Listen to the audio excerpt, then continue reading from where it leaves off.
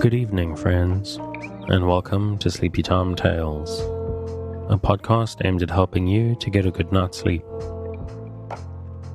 Do you find your mind troubled with the stresses of modern life, especially when the lights are out and you're trying to get a restful night?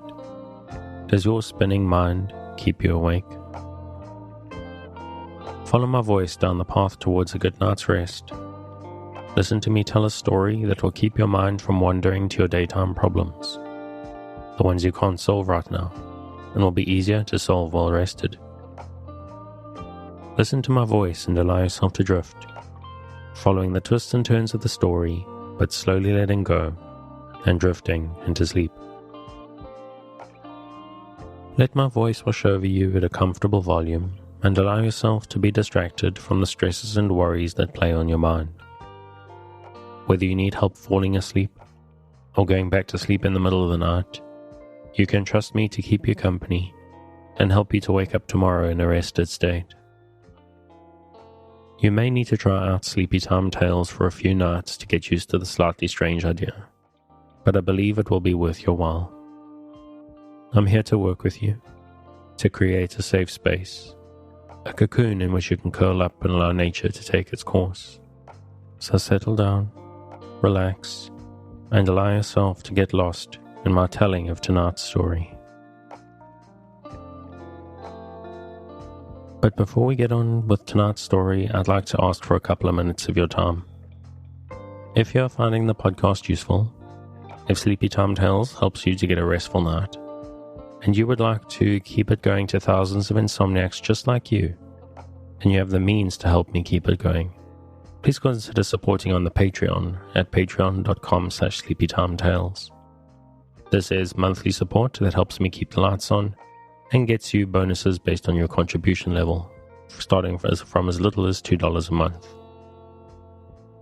And if monthly seems a big ask, then you can make once-off tips through the tip jar on the website. Although I've tried a few sponsorships in the past, it doesn't really work for anybody. So Sleepy Time Tales is completely listener supported. I don't get any kind of sponsorships. I've got a couple of little affiliate things which you'll see in the show notes. Otherwise, what keeps the show going is the generosity and support of my listeners. I have been struggling to keep it going a little bit, but I've had a lot of people step up and really help out, and I really appreciate that. So the show is not going to be going anywhere anytime soon, but I would like to be able to take it on to the next level, to get enough support that I can actually update and expand on what Sleepy Time Tales is and what I can do. And I can do that with your help. So please, once again, if you are able to support, please don't feel guilty if you can't. Please consider supporting on the Patreon or throwing a little something in the tip jar to help me make this more sustainable and grow it into something very special. And that's enough of that. Let's get on to the story.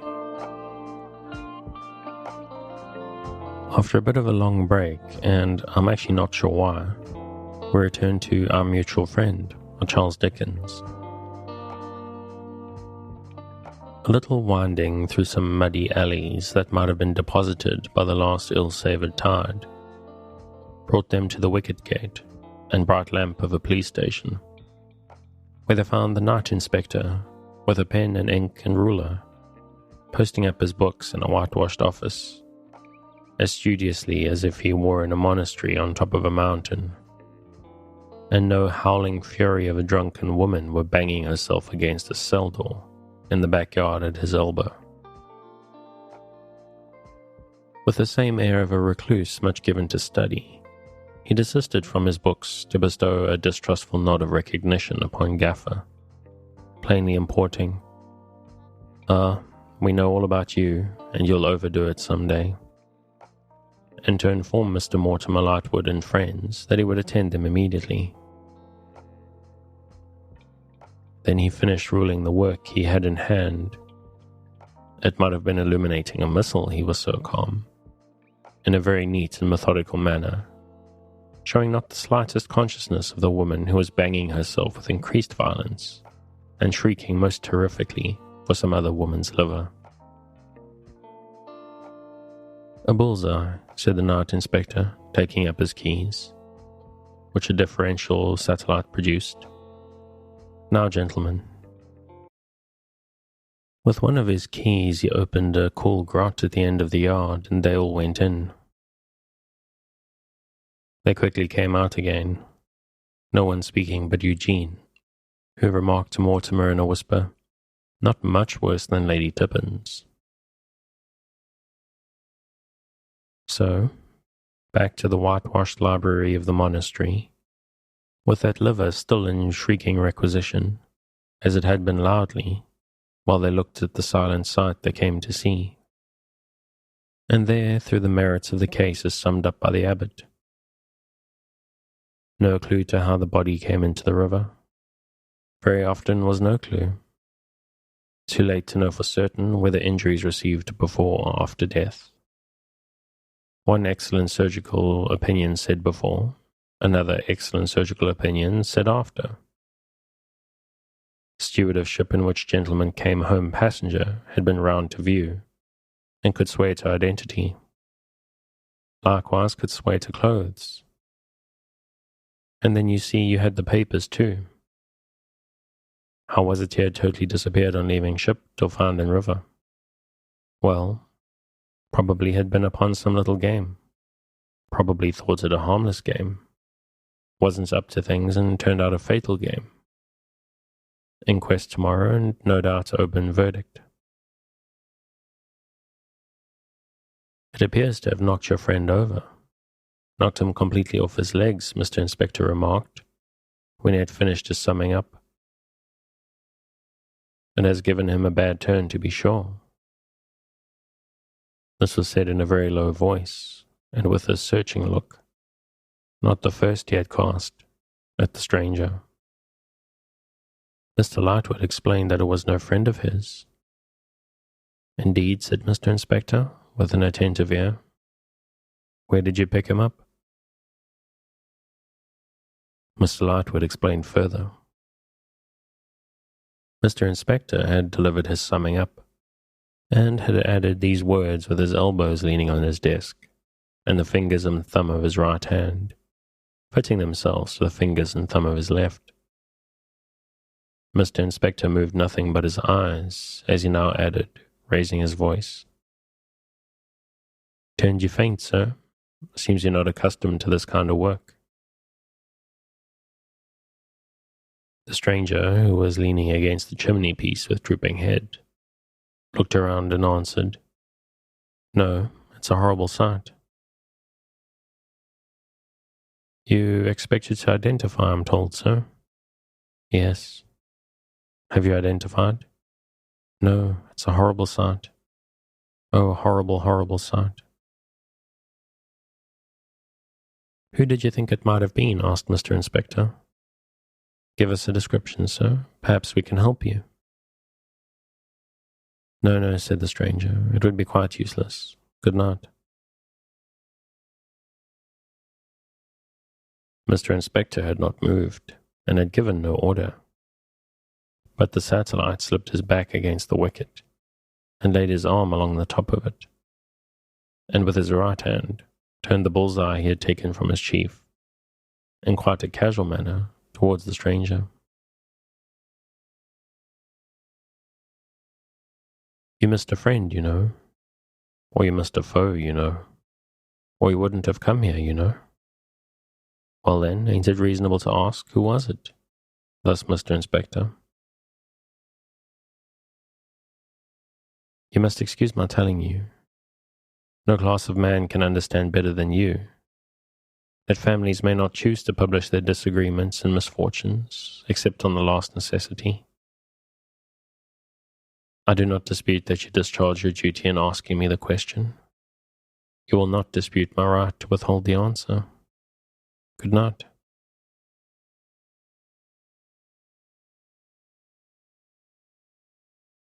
Again he turned toward the wicket, where the satellite, with his eye upon his chief, remained a dumb statue. At least, said Mr. Inspector, you will not object to leave me your card, sir. I should not object if I had one, but I have not.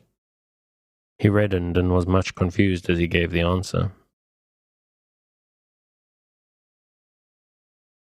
"At least," said Mr. Inspector, with no change of voice or manner, "you will not object to write down your name and address."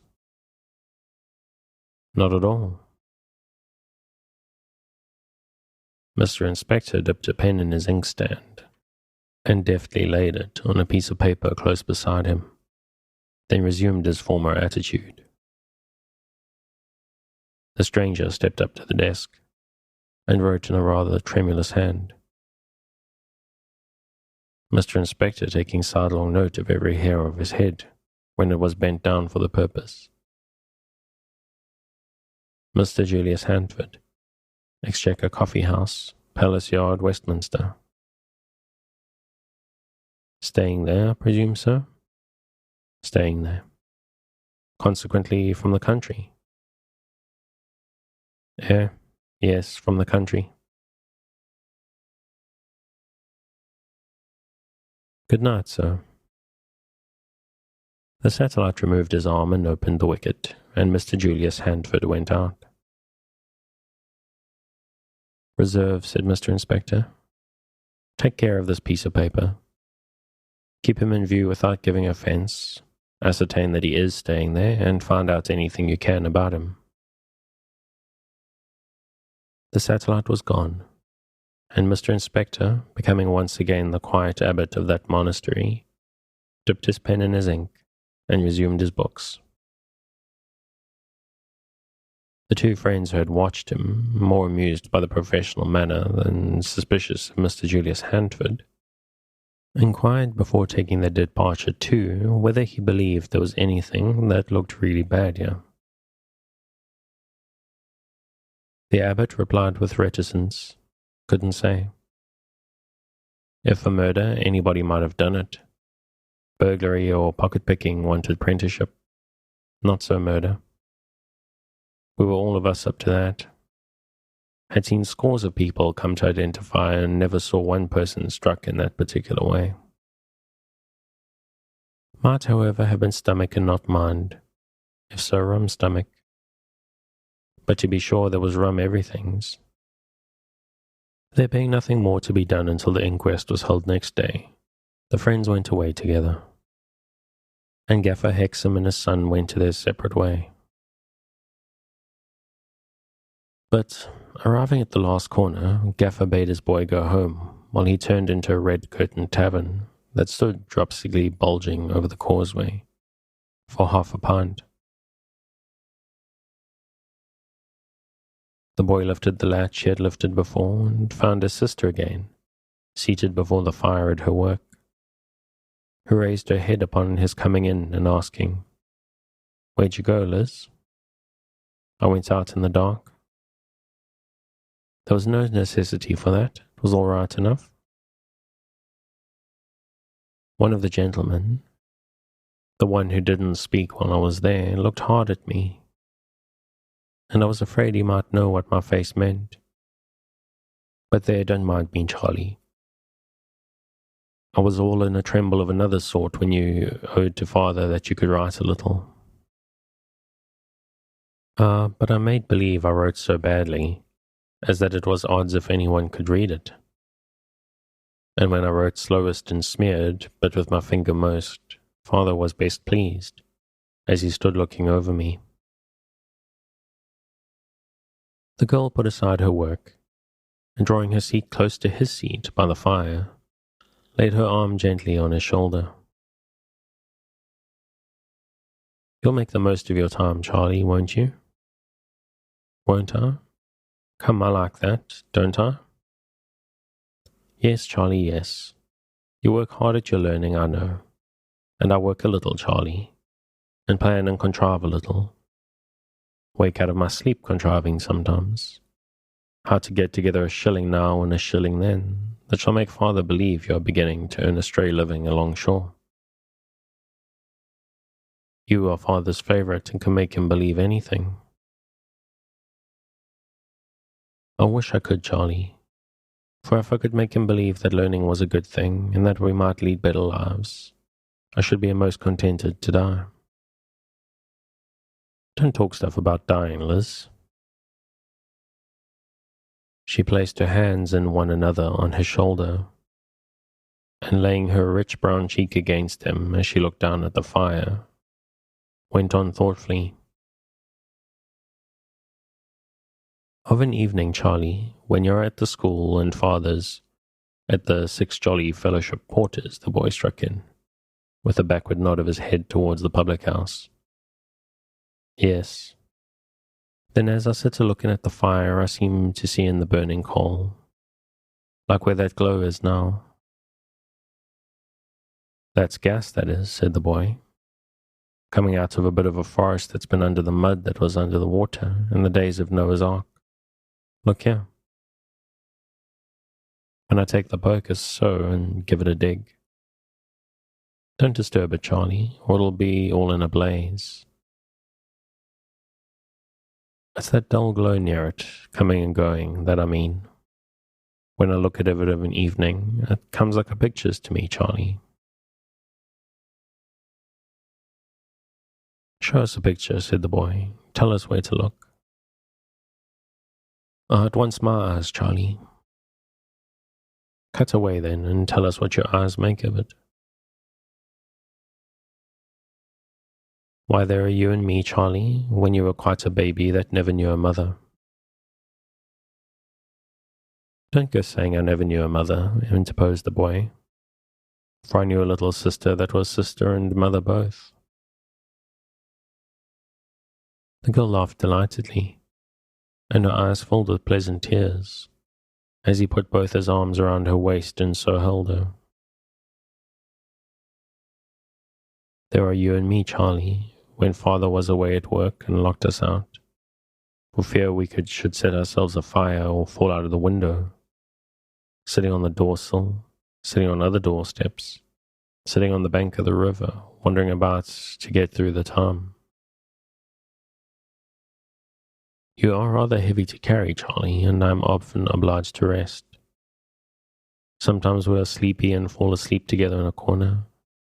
Sometimes we are very hungry. Sometimes we are a little frightened. But what is oftenest hard upon us is the cold. You remember, Charlie? I remember, said the boy, pressing her to him twice or thrice, that I snuggled under a little shawl and it was warm there. Sometimes it rains and we creep under a boat or the like of that. Sometimes it's dark and we get among the gaslights, sitting watching the people as they go along the streets. At last up comes father and takes us home, and home seems such a shelter after out of doors. And father pulls my shoes off and dries my feet at the fire, and has me sit by him while he smokes his pipe long after you are abed. And I notice that father's is a large hand, but never a heavy one when it touches me, and that father's is a rough voice, but never an angry one when it speaks to me. So I grow up, and little by little father trusts me and makes me his companion, and, let him be put out as he may, never once strikes me. The listening boy gave a grunt here, as much as to say, but he strikes me, though. Those are some of the pictures of what is past, Charlie. Cut away again, said the boy, and give us a fortune-telling one, a future one. Well, there I am, continuing with father and holding on to father, because father loves me and I love father. I can't so much as read a book, because if I had learned, father would have thought I was deserting him and I should have lost my influence. I have not the influence I want to have. I cannot stop some dreadful things I try to stop. But I go on in the hope and trust that the time will come. In the meanwhile, I know that I am in some things a stay to father, and that if I was not faithful to him, he would, in revenge like, or in disappointment, or both, go wild and bad. Give us a touch of the fortune-telling pictures about me. I was passing on to them, Charlie, said the girl, who had not changed her attitude since she began. and who now mournfully shook her head. The others were all leading there. There are you. Where am I, Liz? Still in the hollow down by the flare. There seems to be juice and all in the hollow down by the flare, said the boy, glancing from her eyes to the brazier, which had a grisly skeleton look on its long, thin legs. There are you, Charlie, working your way in secret from father at the school.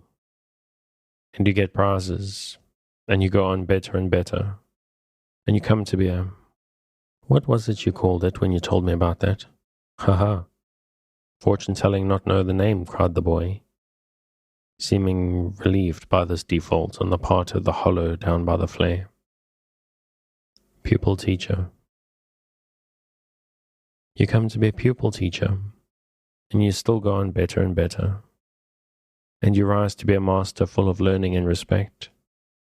But the secret has come to father's knowledge long before, and it has divided you from father, and from me. No, it hasn't. Yes, it has, Charlie.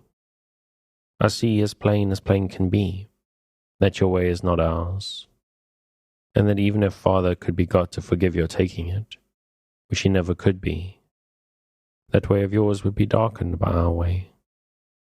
But I see too, Charlie. Still as plain can be, Liz? Asked the boy playfully. Still, that it is a great work to have cut you away from father's life, and to have made a new and good beginning. So there I am, Charlie, left alone with father, keeping him as straight as I can, watching for more influence than I have, and hoping that through some fortunate chance, or when he was ill, or when, I don't know what, I may turn him to wish to do better things. You said you couldn't read a book, Lizzie. Your library of books is the hollow down by the flare, I think.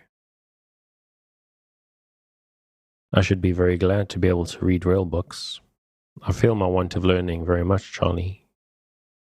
But I should feel it much more if I didn't know it to be a tie between me and father. Hark, father's tread.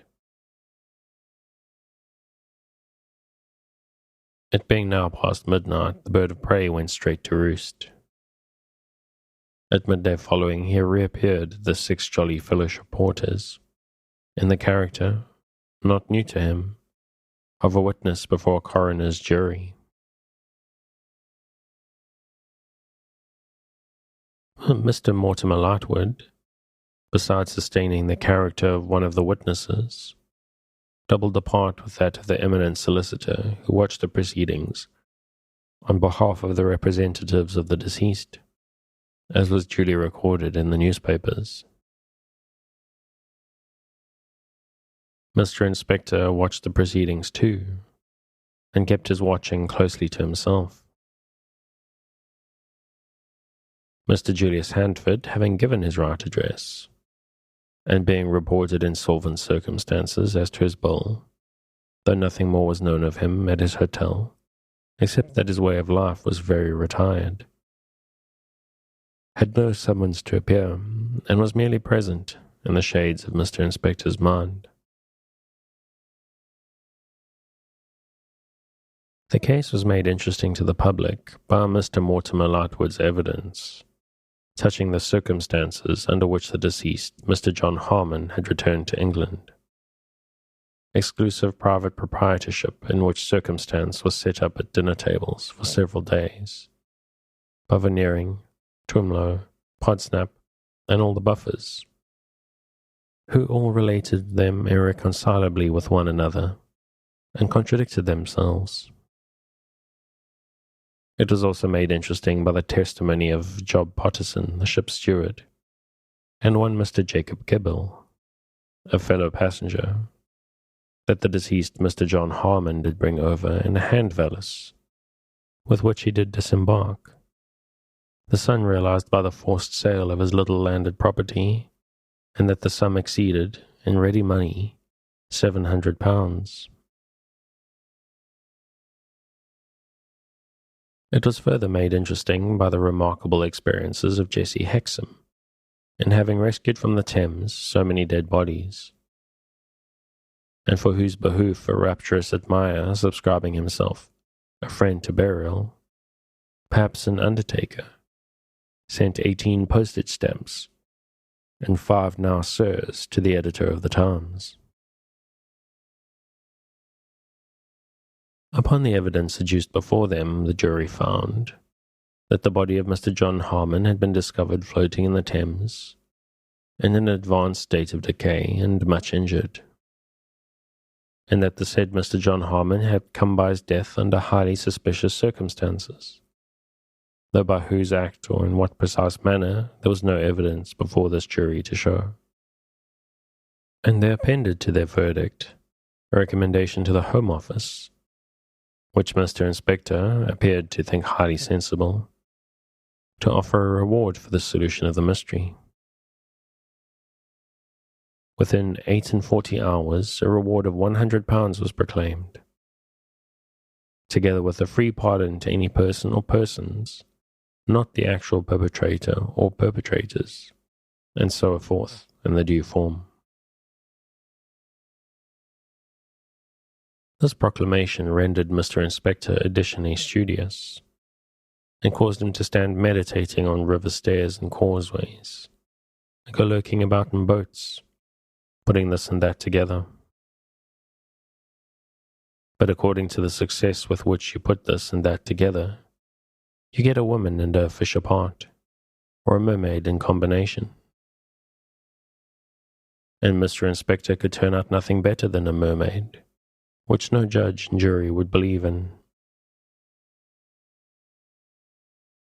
Thus, like the tides on which it had been borne to the knowledge of men, the Harmon murder, as it came to be popularly called, went up and down, and ebbed and flowed, now in the town, now in the country, now among palaces, now among hovels, now among lords and ladies and gentlefolks, now among labourers and hammerers and ballast heavers, until at last, after a long interval of slack water, it got out to sea and drifted away. Chapter 4. The R. Wolfer Family. Reginald Wolfer is a name with rather a grand sound, suggesting on first acquaintance brasses in country churches, scrolls in stained glass windows, and generally the De Wolfers who came over with the Conqueror. For it is a remarkable fact in genealogy that no De anyones ever came over with anyone else. But the Reginald Wolfer family were of such commonplace extraction and pursuits that their forefathers had for generations modestly subsisted on the docks, the excise office, and the custom house, and the existing R. Wolfer was a poor clerk. So poor a clerk, though, having a limited salary and an unlimited family, that he had never yet attained the modest object of his ambition, which was to wear a complete new suit of clothes, hat and boots included, at one time. His black hat was brown before he could afford a coat. His pantaloons were white at the seams and knees before he could buy a pair of boots. His boots had worn out before he could treat himself to new pantaloons. And by the time he worked around to the hat again, that shining modern article roofed in an ancient ruin of various periods. If the conventional cherub could ever grow up and be clothed, he might be photographed as a portrait of Wolfer. His chubby, smooth, innocent appearance was a reason for his always being treated with condescension when he was not put down. A stranger entering his own poor house at about 10 o'clock p.m. might have been surprised to find him sitting up to supper. So boyish was he in curves and proportions that his old schoolmaster, meeting him in Cheapside, might have been unable to withstand the temptation of caning him on the spot. In short, he was the conventional cherub, after the supposititious school just mentioned, rather grey with signs of care in his expression, and in decidedly insolvent circumstances. He was shy and unwilling to own to the name of Reginald, as being too aspiring and self-asserted a name. In his signature he used only the initial R, and imparted what it really stood for to none but chosen friends, under the seal of confidence.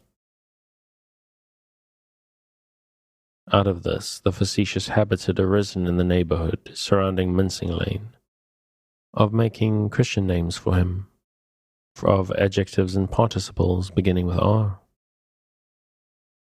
Some of these were more or less appropriate, as rusty, retiring, ruddy, round, ripe, ridiculous, ruminative. Others derived their point from their want of application, as raging, rattling, roaring, raffish. But his popular name was Rumty, which in a moment of inspiration had been bestowed upon him by gentlemen of convivial habits connected with the drug markets, at the beginning of his social course, his leading part in the execution of which had led to this gentleman to the Temple of Flame, and of which the whole expressive burden ran, Rumty iddity, row dow dow, sing tiddly tiddly bow wow wow. Thus he was constantly addressed, even in minor notes on business, as Dear Rumty, in answer to which he sedately signed himself, Yours truly, R. Wolfer.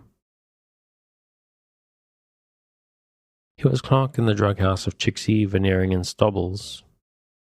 Chicksey and Stobbles, his former masters, had both become absorbed in veneering, once their traveller or commissioning agent had signalized his succession to extreme power by bringing into the business a quantity of plate glass window and French polished mahogany partition, and a gleaming and enormous door plate.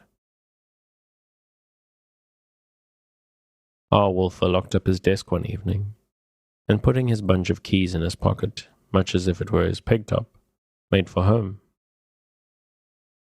His home was in the Holloway region north of London, and then divided from it by fields and trees. Between Battlebridge and that part of the Holloway district in which he dwelt was the attractive suburban Sahara, where tiles and bricks were burnt, bones were boiled, carpets were beat, rubbish was shot, dogs were fought, and dust was heaped by contractors. Skirting the border of this desert by the way he took, when the light of its kiln fires made lurid smears on the fog, R. Wolfer sighed and shook his head. Ah me, said he, what might have been is not what is.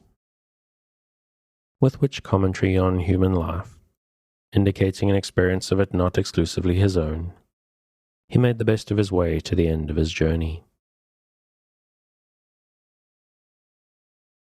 Mrs. Wolfer was of course a tall woman and an angular. Her lord being cherubic, she was necessarily majestic, according to the principle which matrimonially unites contrasts. She was much given to tying her hair up in a pocket handkerchief knotted under the chin. This headgear, in conjunction with a pair of gloves worn within doors, she seemed to consider as at once a kind of armour against misfortune, invariably assuming it when in low spirits or difficulties, and as a species of full dress.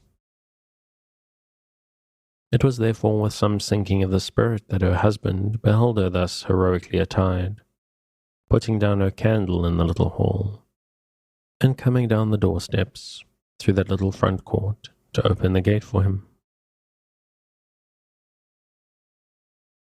Something had gone wrong with the house, for R. Wolfer stopped on the steps, staring at it, and cried, "Halloa?"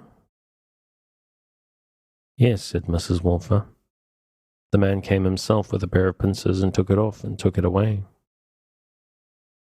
He said that as he had no expectation of ever being paid for it, and as he had an order for another ladies' school door plate, It was better burnished up for the interests of all parties. Perhaps it was, my dear. What do you think?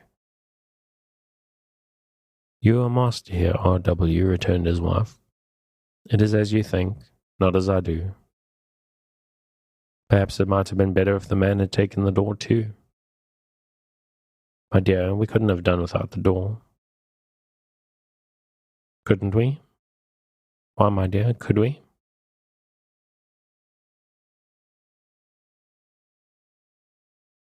It is as you think, R.W., not as I do.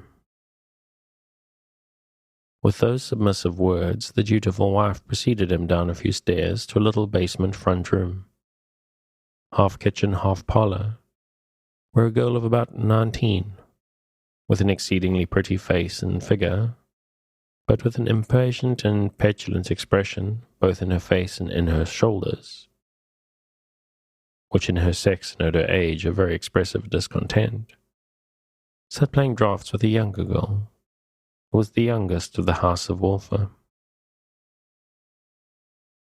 Not to encumber this page by telling of the Wolfers in detail and casting them up in the gross, it is enough for the present that the rest are what is called out in the world in various ways, and that there were many.